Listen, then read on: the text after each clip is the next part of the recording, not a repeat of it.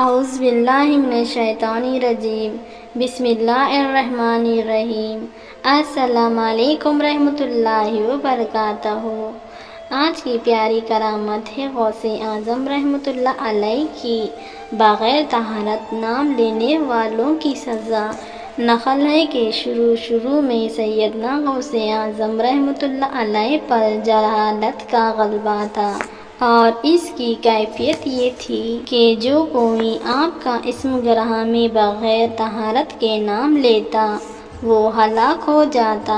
تب آپ نے اپنے نانا جان حضرت محمد مصطفیٰ صلی اللہ تعالیٰ علیہ وسلم کو دیکھے تو حضرت محمد مصطفیٰ صلی اللہ تعالیٰ علیہ وسلم فرماتے ہیں کہ اس حالت کو ترک کر دو، کیوں نہ کہ ایک زمانہ ایسا آنے والا ہے جس میں لوگ اللہ تعالیٰ اور میرا نام بھی بغیر طہارت کے لیں گے۔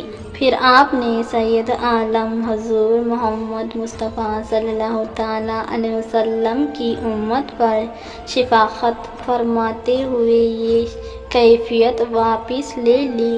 تفریح الخاطر صفحہ نمبر 33۔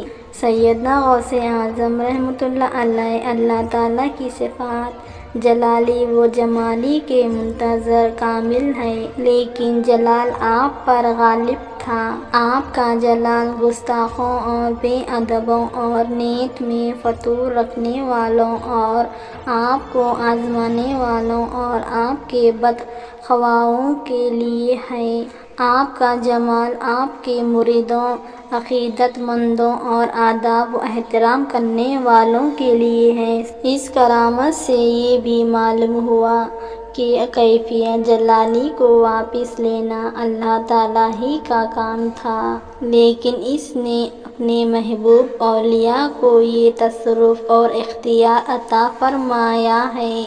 وہ کسی کیفیت کو برقرار بھی رکھ سکتے ہیں اور واپس بھی لے سکتے ہیں۔